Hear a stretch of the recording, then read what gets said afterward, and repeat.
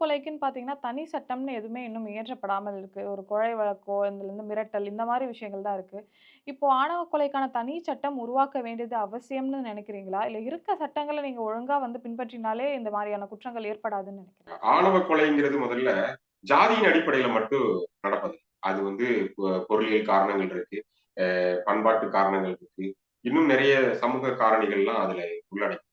இந்த ஆணவ கொலைக்கான தனி சட்டம் கோரிக்கை வைக்கும்போது, எல்லா காரணங்களையும் உள்ளடக்கியே தான் ஆணவ கொலைக்கான தனி சட்டம் வேணும்னு நம்ம கேட்கிறோம். வெறுமனே ஜாதிக்காக மட்டுமே யாருமே கேட்கல. அந்த வகையில வந்து சென்னை உயர்நீதிமன்றம் வந்து ஆணவ கொலைக்கு தனி சட்டம் இயற்றுவதற்கு 2018ஆம் ஆண்டு சில வழிகாட்டுதலை கொடுத்தது. அதை வந்து ஒன்றிய அரசு தான் இயற்றணும் அப்படின்னு எந்த வகையில் கட்டாயம் இல்லை. மாநில அரசே கூட அந்த சட்டத்தை வந்து சட்டமன்றத்தில் இயற்றலாம் அப்படிங்கிறதுக்கான வழிகாட்டுதல்கள். அதை தமிழ்நாடு அரசு பின்பற்றி ஆணவ கொலைகளை தடுப்பதற்கான ஒரு தனி சட்டம் தமிழ்நாட்டுக்காக உருவாக்கலாம் முதல்ல. தமிழ்நாடு உருவாக்கிச்சு என்றால் நிச்சயமாக அது இந்திய ஒன்றிய அளவில் மிக முக்கியத்துவம் வாய்ந்ததாகவும் பார்க்கப்படும். வழிகாட்டியாகவும் தமிழ்நாடு திகழும்னு பார்க்கலாம்.